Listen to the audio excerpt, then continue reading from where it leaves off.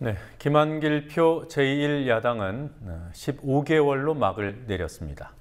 일부에서는 대선 패배 정당을 15개월 동안 이끌어온 것 자체가 의미 있다고 할 정도로 제1야당 내부 사정이 복잡하다는 평가를 하기도 하지만 다시 맞이하기 어려운 호기들을 날려버렸다는 평가도 나옵니다.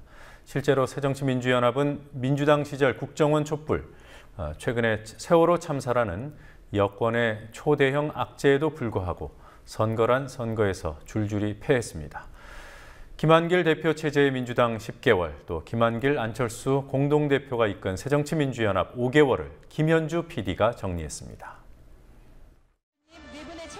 지난해 5월 4일 당 혁신에 대한 기대를 등에 업고 당시 민주당 내에서 비주류로 분류되던 김한길 의원이 당대표로 선출됐습니다.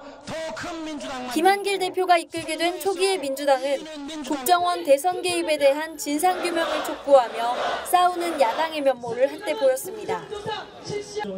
하지만 약 한 달 뒤 국정원이 2007년 남북 정상회담 대화록을 공개해 여야 공방의 쟁점이 고 노무현 대통령의 NLL 발언으로 옮겨가면서 전국은 교착에 빠졌고 김 대표의 리더십도 한계를 보였습니다. 우여곡절 끝에 여야가 국정원 대선 개입 국정조사에 합의했지만 국정조사 기간 45일 중 30일이 파행을 빚었습니다. 민주당은 국정원 국정조사 정상화를 요구하며 8월 1일부터 장외투쟁에 돌입했고 김 대표도 서울시청 앞 천막 당사에서 45일간 노숙투쟁을 했습니다.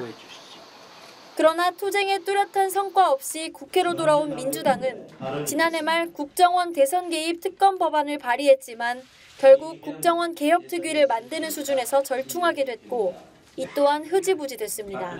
김한길 대표 지난해 상당히 어려운 국면에서의 당대표를 맡아서 이끌었습니다. 원래 당대표의 소명이 혁신을 소명으로 당을 대표를 임했었는데 혁신은 진행되지 못하고 댓글하고 NLL 관련 때문에 박근혜 대통령하고 실령이를 벌이다가 지나가 버렸고요. 해가 바뀐 뒤 김한길 대표는 신당을 추진하던 안철수 의원과 손을 잡고 3월 2일 신당 창당을 선언했습니다. 김한길 대표로는 6.4 지방선거 진다는 말이나 돌며 김 대표의 리더십에 뚜렷한 한계가 보이던 상황에서 김 대표가 승부수를 띄웠다는 평가를 받았습니다.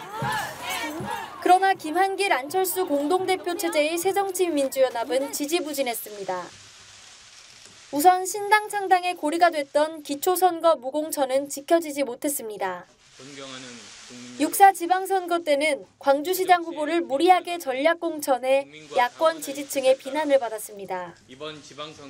이번 재보선에서도 김한길 안철수 공동대표는 서울 동작을과 광주 광산을 등에서 전략공천을 강행해 이른바 공천파동이 벌어졌습니다.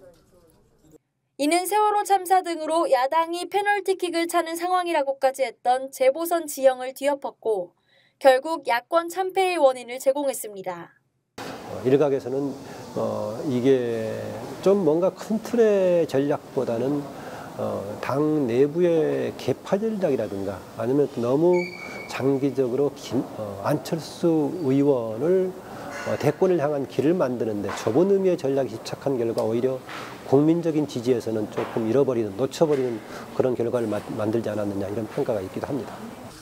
일각에서는 잦은 지도부 교체에 신물이 난 민주연합에서 김한길 대표가 1년 3개월을 버틴 것만으로도 의미가 있다는 평가가 있습니다.